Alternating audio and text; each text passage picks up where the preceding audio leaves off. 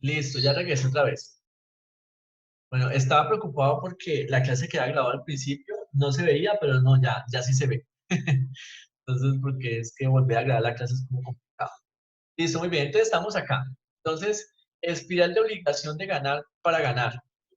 Entonces, disculpe, ganar para pagar. O sea que esto es como un ciclo vicioso, ¿cierto?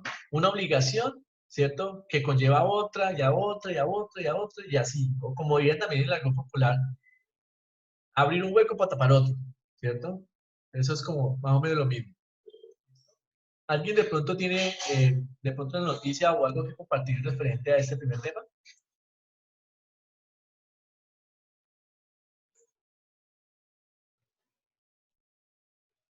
Hola, hola, ¿me escuchan? ¿Alguno está por ahí?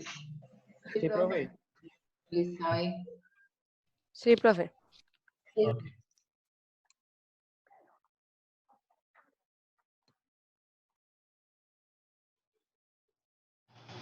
¿Me escuchan mejor?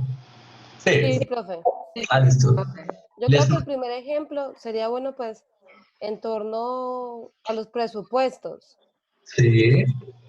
Cuando se gastan más allá del presupuesto que tienen, puede ser en torno a eso también. Sí, por lo regular el presupuesto pues te ayuda en parte a, ¿cómo se dice? O sea, a controlar, ¿cierto? Un presupuesto te ayuda a controlar. Muchas veces, venga, yo con una preguntita, ¿quién es este número 29-213-0929? Alguien ahí conectado con un número, pero no sé qué significa el número. Pero en todo caso, cuando, por ejemplo, damos un presupuesto, sí, me ayuda a controlar. Incluso en parte, el presupuesto es una herramienta de control que utiliza la administración pública para, digamos, controlarse. Esto es una especie de autocontrol, o sea, lo hace la misma entidad pública para controlarse. Pero sucede que a veces esa herramienta la utilizan pues también para mal, porque pues obviamente si usted no tiene claridad de cuánto va a ser sus ingresos, pues sus gastos, ¿cierto? Siguen siendo, digamos, sí puede tener mayor claridad los gastos. Mucha entidad pública presupuesta o cree, yo creo que muchos de los que hicieron presupuesto este año 2020 les va a quedar malito, porque pues obviamente contaban con que todo el mundo iba a responder el pago de sus impuestos, pero pues ya en parte ya muchas entidades públicas dicen no vamos a poder cobrar, a recoger todo lo que vamos a recoger. Yo creo que hoy en día las personas, lo último que piensan en este momento es ir a pagar un predial o ir a pagar un impuesto, digamos, X. Obviamente, pues hay prioridades mucho más altas. Entonces, al no tener el nivel de ingresos que esperaban recibir, pues, pero los gastos sí ser los mismos o hasta más, porque obviamente en esos días de situación tan compleja, pues van a ser mayores los gastos, obviamente van a ser mayores los gastos, esos presupuestos van a quedar completamente desfasados, o sea, van a mostrar un déficit impresionante porque realmente, pues, así va a ser. ¿Listo? Muy bien, miremos entonces acá. Miremos aquí el segundo. Sueños de grandeza con recursos públicos. Este sí que es bien común, ¿cierto? Que encontremos que las administraciones públicas quieren hacer grandes edificaciones, grandes obras, están las mega obras, incluso se le llaman mega obras, ¿cierto? Pero sin ningún tipo de valor social. En Bogotá sí que se encontraron grandes edificaciones, mega obras. Por ejemplo, hicieron un colegio, por allá un mega colegio inmenso, en un lugar muy apartado, pues allá en el sur de Bogotá, pero se le olvidó el pequeño detalle, la carretera para llegar hasta allá. Entonces está la superobra de arriba, pero para cómo llegar allá, imposible, ¿cierto? O sea, no hay forma de cómo llegar hasta ese lugar. O grandes hospitales también que construyen grandes hospitales, pero entonces no hay enfermeras, no hay médicos, no hay pues, personas aquí para atender esos hospitales porque obviamente el sistema de salud no da para que se pueda llegar a desarrollar esa cantidad, pues como se vendría haciendo. Ni qué decir grandes colegios, construyen grandes colegios sin profesores, ¿cierto? O las grandes avenidas sin carros que puedan transitar por allí porque la gente esa obra no la utilizaron. Y puentes que se caen, bueno, tantas cosas que llegan a pasar aquí en Colombia, ¿cierto? Entonces, esos sueños de grandeza que a veces tienen los administradores, los alcaldes, gobernadores de hacer grandes obras para que queden como reconocidos como el que hizo el puente más grande, la avenida más grande, la edificación más grande, ¿cierto? Que se ha Mami, recordado mami, dime. ay, Dios mío, se ha recordado sea recordado por la historia por esas grandes obras, ¿cierto? Pues al fin y al cabo, sin ningún tipo de valor social o sin ningún interés, ¿cierto? Sin ninguna, digamos, valor, pues que efectivamente pueda llegar Profe, o esos elefantes blancos que dicen que se invierte mucho dinero en esas obras y pues no llegan a ninguna conclusión, ¿no? Exactamente, sí, lo que pasa es que los elefantes blancos fueron porque no existen, ¿cierto? O sea, ese término de elefantes blancos era porque era como era como una creencia o en algo popular pensaban que llegaban a existir, que efectivamente existían elefantes blancos, o por ejemplo los unicornios, qué sé yo, ¿cierto? Entonces, esas obras tan siquiera, o sea, por lo menos esas grandes edificaciones fueron hechas, ¿cierto? Fueron hechas. Lo que pasa es que no tienen el valor social que quería tener esa gran edificación. En cambio, los elefantes blancos ni siquiera se hicieron.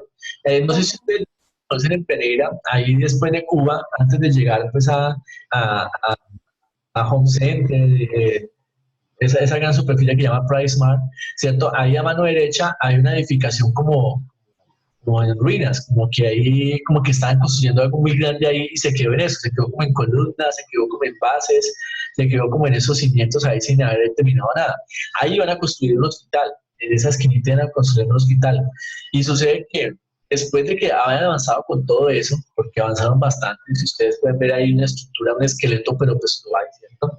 Se dieron cuenta que el caño que estaba ahí al ladito le impedía pues que podía funcionar pues sanitariamente un hospital, porque como va a salir un caño ahí al lado del hospital, ¿cierto?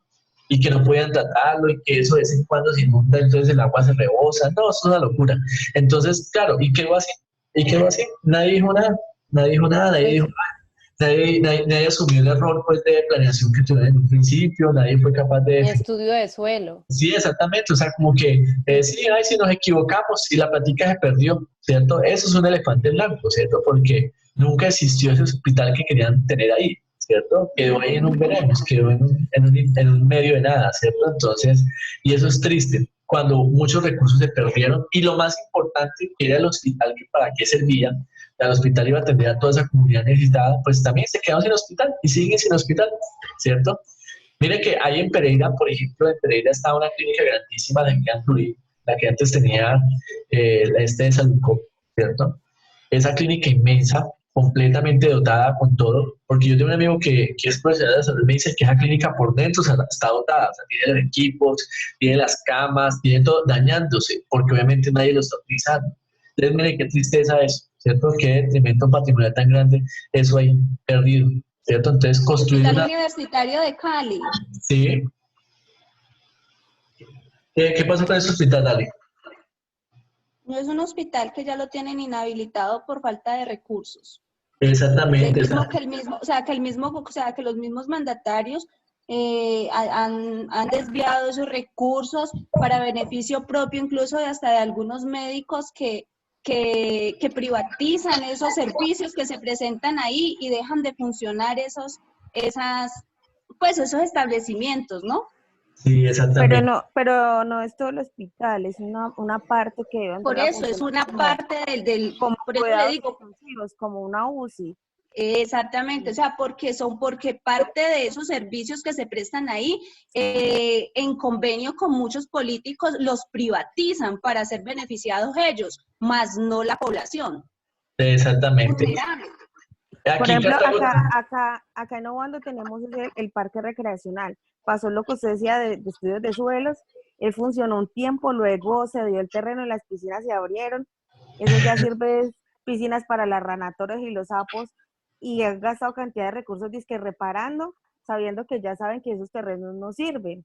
Por Sí. entonces vuelven y hacen contrataciones, le dan una maquilladita, una pintadita, lo ponen a funcionar unos meses, legalizan una cantidad de plata y vuelve y se daña. Sí, desafortunadamente esa es la situación de muchos entes territoriales con sus elefantes blancos, sus grandes edificaciones sin valor alguno, ¿listo? Muy bien. Y ni qué decir de las carreteras. Yo soy de los partidarios de que muchas veces a la carretera le hacen lo mismo, es más, levantan el mismo sitio que estaba bueno y luego lo repachan otra vez y ya simplemente para justificar, ¿cierto? El hecho de la existencia de un peaje o la necesidad, digamos, de seguir invirtiendo ahí en esa edificación, cuando pues no debería tener, ¿no? Muy bien. Ya me grabó la primera parte de la clase. Ya me grabó, entonces espero que no se... jugando acá. Entonces, público, aquí está. Ya lo guardo. Listo. Entonces ya en este momento está grabando, ya es la segunda parte. Listo. Entonces le pongo el nombrecito porque luego se me olvida. No digo niños porque es que no luego se me descuadra esto. Clase 6.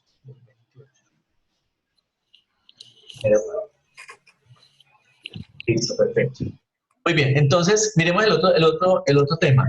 Remuneración con prestigio, no con dinero. O sea, esta sí que es un tema bien controversial porque en muchos países existen menos políticos, ¿cierto? Son menos políticos, pero mejor formados. ¿Cómo es posible que un político, ¿cierto? Por ejemplo, como los senadores que tenemos aquí en la República, tengan a su vez un equipo de trabajo supuestamente llamado UTLs, que son las unidades de atención legislativo, ¿cierto? Que le ayudan así como a pensar, porque realmente eso es lo que hacen, les ayudan a pensar, porque las iniciativas que muchas veces salen con unos congresistas no son de ellos, sino de sus asesores, y esas personas están ahí para asesorar, y si usted mira, valen un platal. O sea, las UTLs para el gobierno es un costo grandísimo que han pensado tumbarlo y obviamente no lo van a tumbar porque esa es la forma del congresista pagarle de favor a quien le ayude en campaña trabajando para él. Incluso ya hace poquito se ven noticias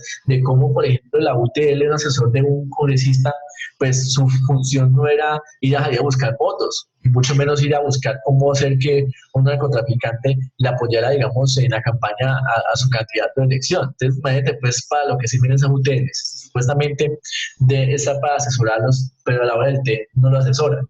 Entonces, en muchas partes del mundo, los congresistas ellos solitos trabajan. Son personas que son formadas, capacitadas, instruidas, que conocen muy bien de la temática que tienen que gestionar y obviamente trabajan para eso y en función de eso. Entonces, y así por el estilo, de ir para abajo todo lo que usted quiera. Todas las entidades públicas tienen asesores. Y ese término de asesor sirve para muchas cosas, para disfrazar trabajos de gente que no hace nada. Literalmente no hace nada, simplemente son los amigos a los cuales yo tengo que responder por su apoyo en la campaña, con un supercargo de asesor, ¿cierto? Pagándole las millonadas, ¿cierto? Y por hacer nada, cosas que realmente pues deberían, digamos, hacerlas ellos mismos, los políticos, como tal. Favores políticos.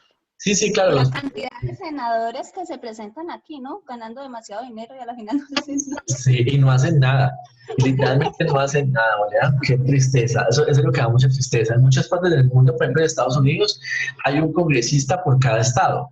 Entonces, Sí. y aquí tenemos, no recuerdo cuántos congresistas tenemos, 200 y pico, ¿cierto? Y hay, por ejemplo, ¿200 cuánto?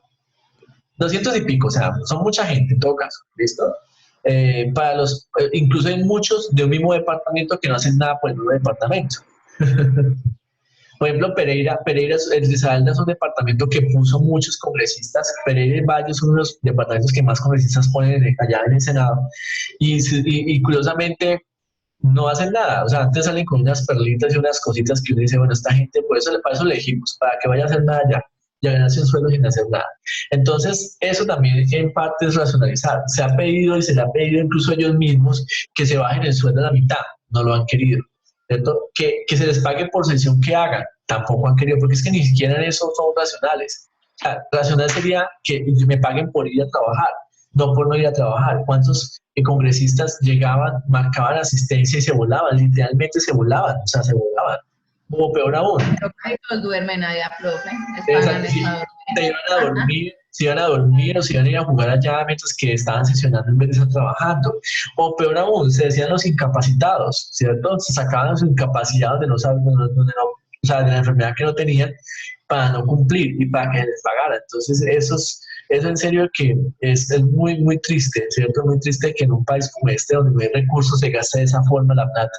Por eso se les paga todo, se les paga el celular, se les pagan los viáticos, se les paga todo, ¿cierto? Entonces, ¿para qué? Entonces, sueldos y todo se les paga también, ¿cierto? Y los que dicen estar en algún tipo, digamos, de situación de riesgo, pues con decir que ya son, digamos, de la oposición o que son digamos, tienen un riesgo alto, entonces les pagan un esquema de seguridad grandísimo, ¿cierto? ¿Sabes que me parece ilógico que una persona la cuiden 300 personas? O sea, eso es una locura. O sea, yo no sé. O sea, eso me parece tan extraño. O sea, eso es ahí del tamaño del ego, es su esquema de protección de cuentas. En todo caso, La remuneración con prestigio, no con dinero, ¿cierto? Es una forma clara de racionalizar. O sea, el hecho de usted decir, yo soy asesor de esta entidad y los asesores realmente, ustedes han visto las películas que en situaciones como estas, por ejemplo, digamos, de situaciones de contingencia muy grave en el mundo, llaman a alguien. ¿A quién llaman? Al que es profesor de tal universidad, ¿cierto? Al científico que está por allá investigando por su propia cuenta, y lo llaman para que venga y ayude a salvar la patria, a salvar el mundo. Y efectivamente van, ¿cierto? En ningún momento usted ven que llaman a sus propios, están allá metidos trabajando, no llaman a un particular. En ese momento me acuerdo de una película que se llama La Llegada, donde es unos ovnis que llegan pues ahí al planeta, ¿cierto? Nuestra Tierra, y llegan pues sin saber si son hostiles o si llegan pues si son de paz o nada. Entonces lo que hacen es buscar a una filóloga, una persona que sabe muchas lenguas, para que intente contactar con esos alienígenas y determinar qué es lo que quieren hacer, o sea, qué es lo que buscan, si son de paz o son de guerra. Entonces, si ella estaba ya dando clase y la llaman, literalmente la llaman y la llevan para la NASA, qué sé yo, o para el Pentágono, y allá comienzan pues, a desarrollo pues, de la película, todo lo que hace ella ahí. Pero entonces toda esa gente son asesores, hay gente que la llaman a salvar la patria, o sea, literalmente apelan a su sentido de patriotismo, decirle a la gente, venga, apóyenos, en este momento Colombia te necesita. Entonces, ¿cómo es posible que estamos viviendo una pandemia, ¿cierto? Una situación ideológica muy fuerte en el mundo y pongan en cabeza a una persona que no tiene nada que ver con eso? O sea, que realmente su función o digamos, su experiencia es en aspectos administrativos, aspectos de gobierno, aspectos políticos, no, como si en Colombia no existieran profesionales de la salud o médicos especializados en esa área de virología que puedan atender de una forma mucho más científica, mucho más razonable lo que está pasando y entender qué es lo que está sucediendo. Por eso es que los que toman decisiones hoy en día en el Estado son personas que no son conscientes de su responsabilidad, porque como ellos buscan en su lucro, su beneficio personal, entonces, claro, lo que no me afecta a mí no hay problema para los demás. Entonces es bien complejo una situación de esas. Entonces, hoy en día... Por eso están la mayoría ya, para lucrarse nada más. Sí, a esa gente la quería llegarle el coronavirus, no me entiendes. Uy, Esa sí, gente la quería, total, profe. pues, para que experimenten qué es lo que está sucediendo. Claro, ellos en sus casas con sus mil y un, digamos, privilegios, pues no van a sufrir la necesidad de los demás, ¿cierto? Y que entiendan que su avaricia no alcanza ni siquiera para curarse. Exactamente. Que una les dé, les da, ¿cierto? Así de sencillo. Es bien triste, podemos... Profe, yo recuerdo que anteriormente en la alcaldía, yo no sé si es en todas las alcaldías, pero por ejemplo, acá en la alcaldía de Toro, quien le ayudaba pues, bien al alcalde, quedaba de tesorero o de secretario de gobierno, bueno, en fin. Pero ahora, al menos, tiene que un tesorero tiene que ser sí, mínimo contador o por ahí de pronto un administrador de empresas. Sí, con Y alguna ya especialidad, sí. el secretario de gobierno tiene, por obligación debe de ser abogado. Sí. O sea que yo creo que en ese aspecto por lo menos se empiezan como a mejorar, ¿no? Sí, pero mire que echa la ley, echa la trampa. Evolucionando. Echa la ley, echa la trampa. Hemos visto cómo en este gobierno actual han colocado altos funcionarios, personas que no tienen la experiencia, no tienen los estudios. Y particularmente no recuerdo qué entidad, el requisito era que la persona tuviera estudios o formación en el área pues, que tenía que desarrollar, ¿cierto? O por ejemplo, sí, o sea, que tuviera maestría, ya me acuerdo, que tenía que tener nivel de maestría, por ejemplo, ¿cierto? Entonces, como la persona que querían colocar no tenía maestría, y una maestría no se saca en 5 o 8 días, ¿cierto? Obviamente eso le toma su buen tiempo, ¿cierto? Entonces, ¿qué hizo la persona? Pues muy amablemente, muy olímpicamente, se fue a la notaría, dijo que todo el tiempo de experiencia que tenía ella en esa área le equivaldría a una maestría. Y un notario le dijo, listo, pues sí, si usted dice que todos esos años de experiencia en el sector, eso equivale a una maestría, pues usted tiene una maestría. Y con ese, digamos, y con ese certificado, esa declaración que hizo ante un notario, se pudo posesionar y está ejerciendo su cargo a pesar de tener una maestría. Pues qué tristeza, ¿verdad? Eso es una cosa. Aquí también pasó en el hospital. Alguien que quería ser de su gerente no tenía, ni mejor dicho, creo que el único título era el que le dieron en el colegio y ya. Sí. Y ahí tenía que ser al menos administrador, pero entonces, ¿qué pasó? Los contrarios la demandaron y entonces antes de hiciera pues bombo y todo, ella renunció. Entonces, de todas maneras, yo pienso que nosotros como todo colombiano, nosotros nos dejamos meter el dedo a la boca y por eso es que pasan las cosas, porque nosotros no demandamos, nosotros nos quedamos callados y nosotros sabemos muchas cosas, pero no, nos quedamos callados. En Medellín pasó algo muy curioso. Dentro de cada, digamos, ente territorial hay un curador, que es como la persona encargada de otorgar las licencias de construcción, ¿cierto?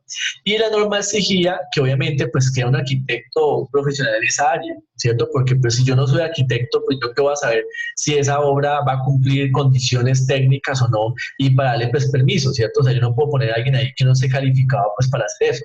Pues sucede que se descubrió que en Medellín, ¿cierto? El curador que había dado los permisos para que construya ese famoso edificio que se cayó, que es muy horrible, ese edificio Space, ¿cierto? Su título era falso, o sea que él nunca estudió en la universidad.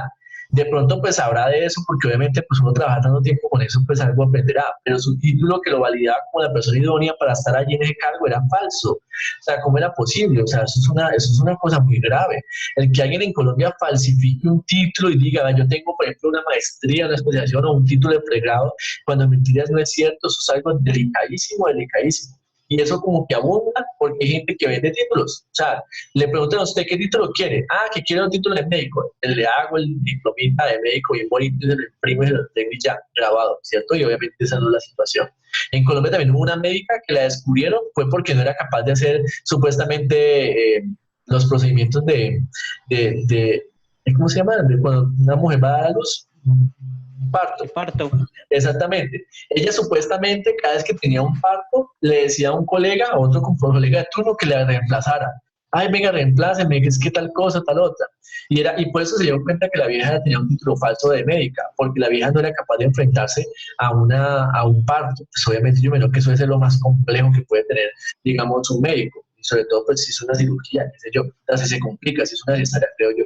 Entonces ella decía no, y le pagaba literalmente a sus compañeros para que la reemplazaran en un parto, que porque supuestamente ya no era capaz, que le daba mucho miedo, que no sé qué. Mentira, era que no sabía.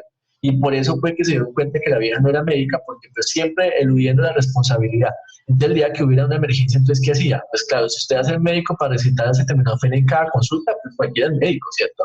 Pero ante situaciones complejas donde efectivamente el médico tiene que poner a prueba sus conocimientos y su criterio como médico, pues obviamente ahí si se pone en tela de juicio si no es capaz de asumir esa responsabilidad.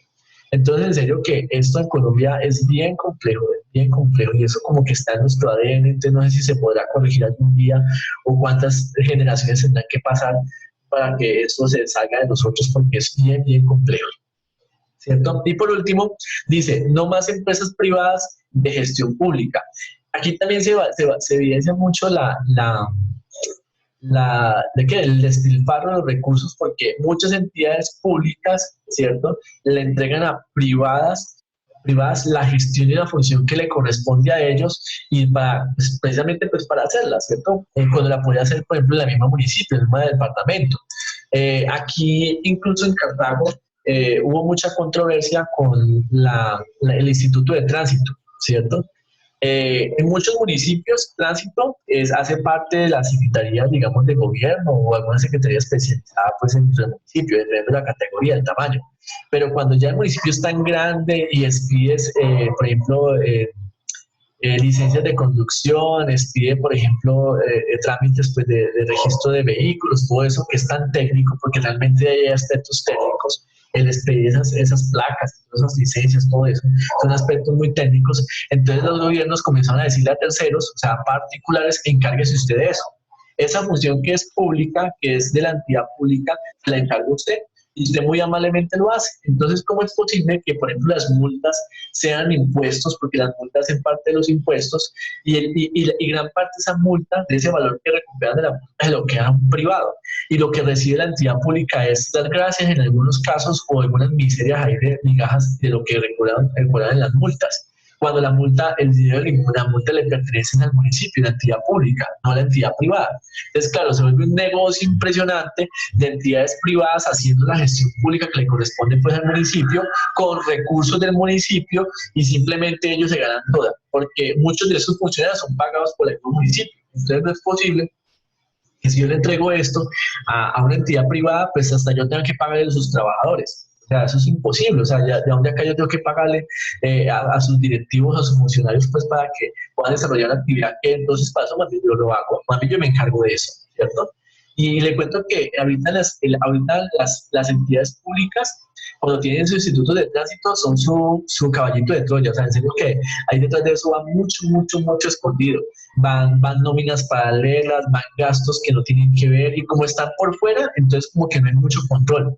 Cuando pues también les llega el control indirecto a través de la entidad pública. Entonces es bien curioso cómo esas empresas privadas, en muchas partes del mundo, todas las actividades que debe hacer el gobierno las hace el mismo gobierno. Es pedir una licencia de tránsito, es pedir una placa, todo lo hace el mismo gobierno. Aquí en Colombia, donde todo se terceriza, todo se le entrega a terceros, y no terceros privados, no terceros públicos, no terceros privados que se encargan de hacer negocio, porque obviamente el negocio está allí. ¿Cómo es posible que a usted le digan que su licencia tiene cara de que está vencida, tiene cara de ser falsa, ¿cierto? Y ellos simplemente lo hacen es con la intención de ver cómo pueden sacar plata, o sea, cómo pueden ganarse dinero ahí, haciéndole pasar a usted que su licencia que es falsa, cuando figura en las bases de datos, cuando efectivamente el documento fue expedido por ellos mismos, simplemente porque ellos quieren ver su negocio allí. Entonces la corrupción es algo que está llevando impresionante a todas las entidades al acabose, y esas entidades privadas que es en gestión pública son, digamos, la punta del iceberg. O sea, de ahí se ve de ahí para abajo todo lo que ustedes quieran imaginar, ¿cierto? Se pueden imaginar muchas cosas. Yo no sé, yo a veces leyendo de esto, analizando esto, yo me quedo aterrado de que todos los mecanismos existen. O sea, existen controles para todo esto, pero aún así se sigue presentando. Entonces yo a veces pienso que el problema no es del gobierno como tal, sino de nosotros. Y como digo, nosotros somos los de base, porque nosotros somos los que escogemos los políticos, nosotros somos los que algunos tenemos la oportunidad de trabajar en el sector público y hacemos lo mismo que ellos. O sea, nos dejamos contagiar o contaminar de esas situaciones. Y es muy difícil tratar de luchar contra una situación de esas cuando ya está como en nuestra sangre, en nuestro ADN, el querer ser, digamos, ser más vivos, ganarle al otro, de ver cómo podemos, saltando la fila, cómo podemos evadir la norma a nuestro beneficio. No sé, es algo bien complejo. Es algo bien complejo. Y lo triste es que se ven las consecuencias, ¿no, profe? Porque como están las empresas que manejan la salud, y mire. Sí, por eso le digo que nosotros, si nosotros en Colombia, Dios no lo quiera, llegamos a tener picos elevados como muchas otras partes del mundo, yo creería que nos hemos ganado y merecido eso y hasta más. Hasta más. Entonces, porque... Pero eso va en uno también, desde la casa, desde los hijos, desde... Ah, sí, claro. Por ejemplo, usted que tiene hijos, Cristian, Javier Mauricio, a usted le corresponde darle ejemplo a sus hijos, enseñar a sus hijos lo que es correcto, y tenemos esperanza en la medida que su hijo no haga lo mismo que usted hizo. Exactamente. Así, entonces, pues yo les decía ahorita, ¿cuántas generaciones tenemos que pasar? O sea, ¿cuántas generaciones tenemos que pasar para poder ver cambios realmente en nuestra comunidad, en nuestra forma de ser? ¿Cierto? O si entonces esto se va a empeorar porque nuestros hijos van a ser peores que nosotros, ¿cierto? Eso es complicado. Todo empieza por casa. Sí, no, claro. Y ojalá todos... Y no dicen pues que cuando llegan ahí a la política se dañan, se tuercen. Mira, yo te voy a decir una cosa, Dan.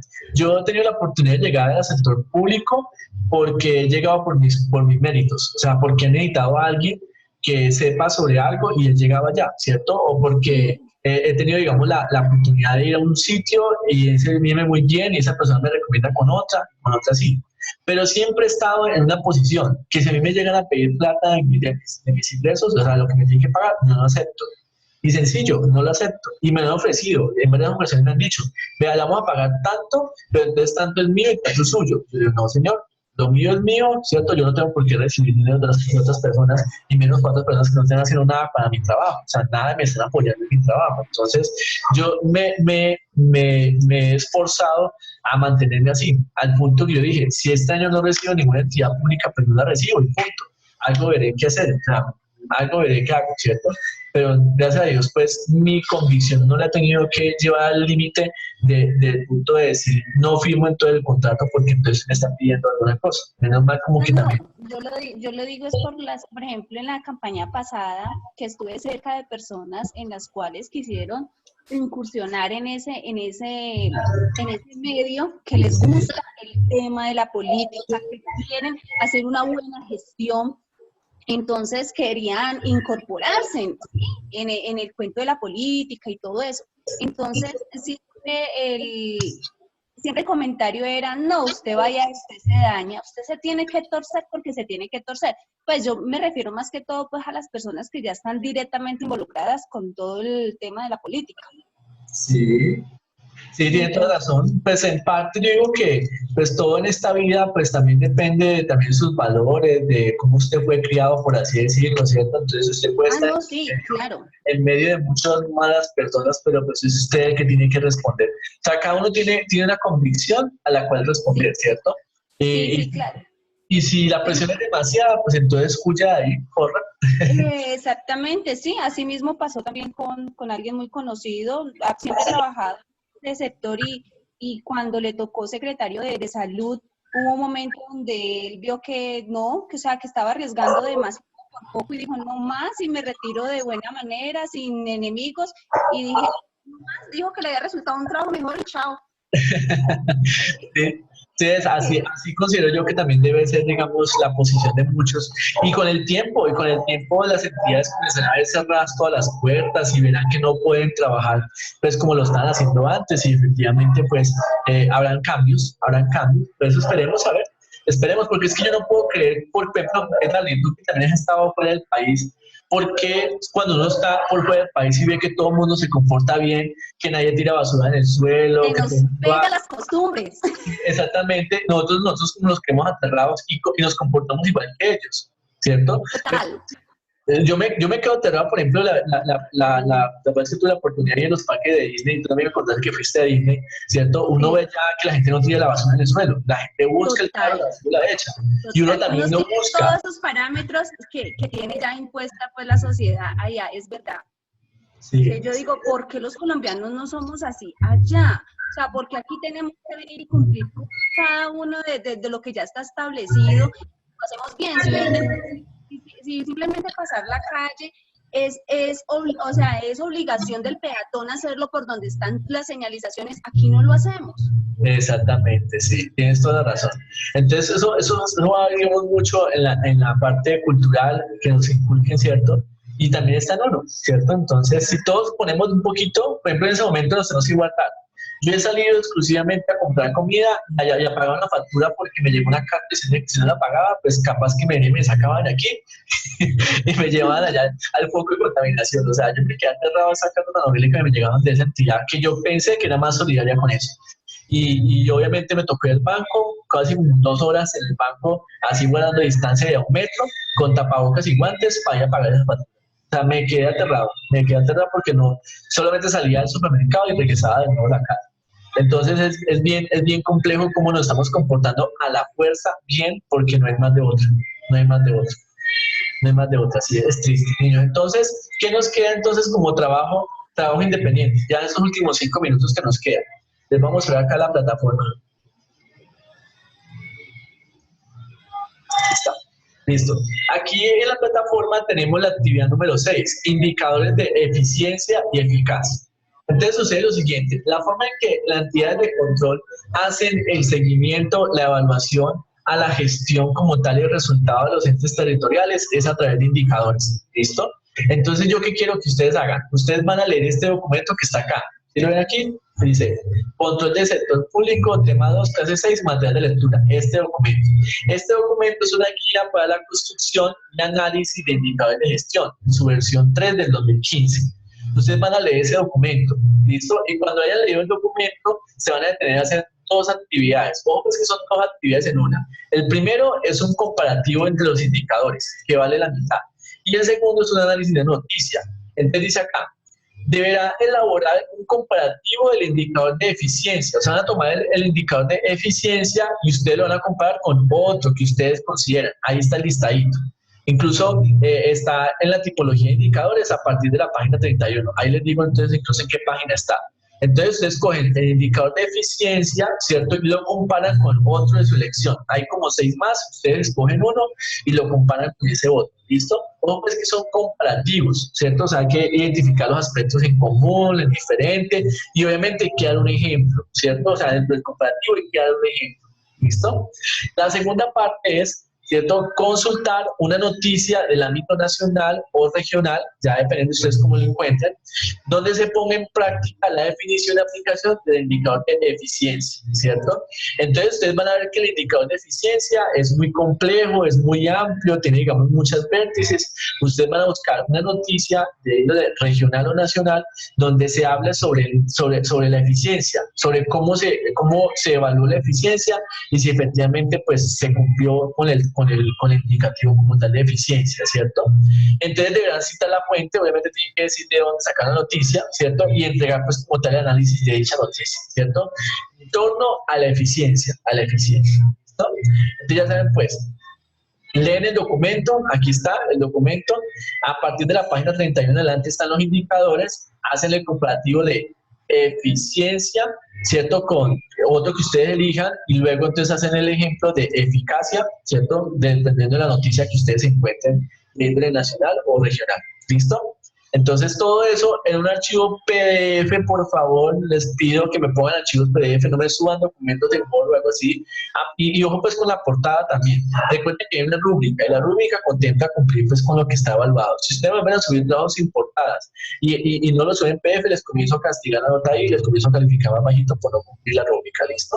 Entonces esa es como tal la actividad que tenemos esta semana. ¿Queda alguna duda? ¿Alguna inquietud, niños?